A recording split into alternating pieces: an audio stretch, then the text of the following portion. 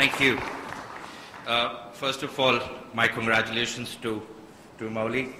I think as a public relations professional, one of the biggest struggles that we've had over the years is that you are not able to coalesce a point of view based on a considered and substantive study that brings together the force of public opinion. And I think this is and you will wonder why a former public relations chief executive is doing in Maulik's event. First of all, Maulik is a very dear friend. And I do believe that this is an important milestone for the public relations industry, because I think this is something that is very unique and very powerful. As we speak, as you know, another PR company globally has a trust barometer that it has been hawking, and now it's being unveiled at the Davos, WEF at Davos for the last several years. So the power of insight to create a point of view, I think, is fundamental to any good consulting. So congratulations, Maulik, and and the power to be to you. Arvind spoke very eloquently about the concept of trust.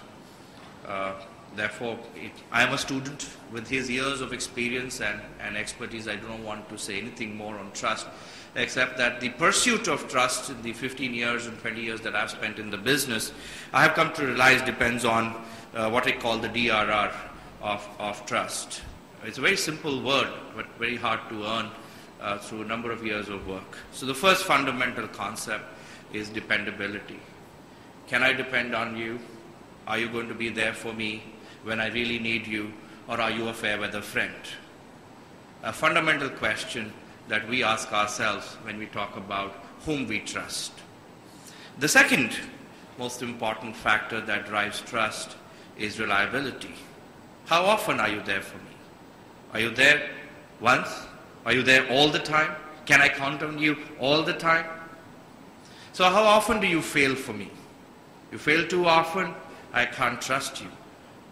You're there for me and you're successful in most times for me, I can build trust. So reliability is another important component that drives trust.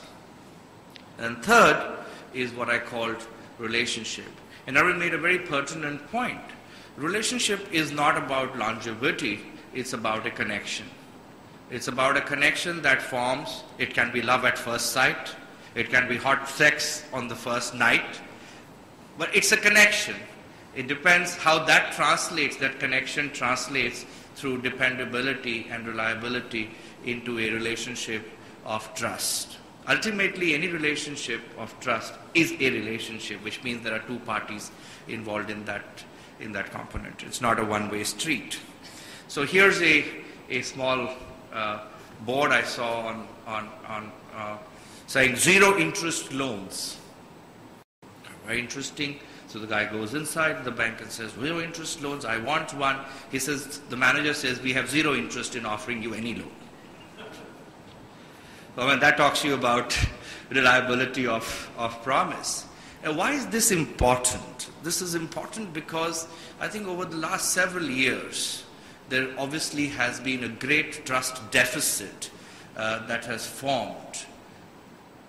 The last financial crisis was just the last straw that broke the camel's back.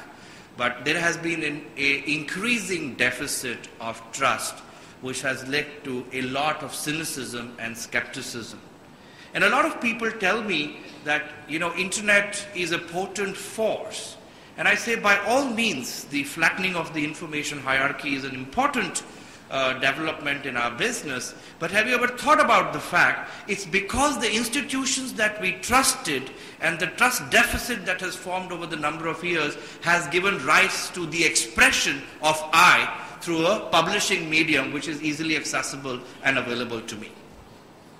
So it's an interesting study to understand how a destruction in trust in the institutions that we held in esteem has given to the expression and the birth of the PLU, which is people like us. And the medium happened to be at the right place at the right time, which gave us the force multiplier to expression. So it's not surprising that internet has become such a potent force of influence and information. Now, Abraham Lincoln, a long time back, said a very profound statement, and I read to you. With public opinion, nothing can fail. Without it, nothing can succeed. So, ladies and gentlemen, rather than talk about the role of research in trust, let's talk about public opinion. Because ultimately, trust is about publics. It's the esteem, it's the faith that the publics put in us. And in the corporate setting, in the endeavor that Molly is embarking upon, it's about corporate brand or consumer or marketing brand. Ultimately, a brand is a promise. And as Mr. Tata very famously said when he launched the Nano at 1 lakh, a promise is a promise. So today, in the concept of trust, brand performance is far more important than brand speak. And with the multitude of stakeholders which are now engaging companies because of a flattened information world, you're not only talking to the consumer of the brand. There are the investors, the employees, the NGOs, the civil society groups, the government, the regulators. It's a very complex set of stakeholders that today a brand has to negotiate, whether in the corporate setting or in a consumer marketing setting. And unless we have dynamic systems of mapping, understanding, and interpreting that public opinion, which allows you to do two things. Number one, walk the walk. And number two, talk the walk. And unless you have a system which allows you to filter public opinion, distill it, and then play it back to your audiences, I think it's like trying to shoot a bullseye in the dark without having an idea whether the bullseye is in front of you or not. That's how off the mark you can get. So I'm not here to argue a case for research or not for research, because I think research or insights provide that much point of view. But I'm here to argue to you and building a case to say, unless you're in touch with public opinion, you are living in your splendor isolation.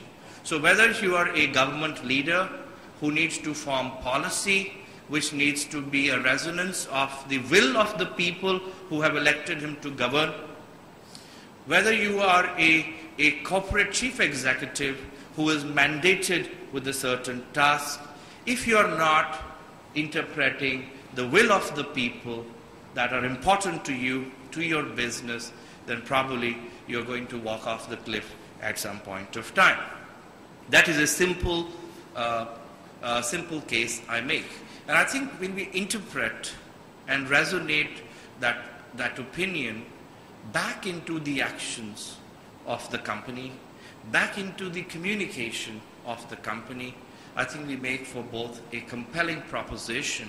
And it's no wonder, as Mauli's research report will show to you, that brand empathy, brand altruism, brand performance, these are very important attributes that are contributing to the trust or the faith that people like you and I are putting into the brands that we consume or the companies that we work for.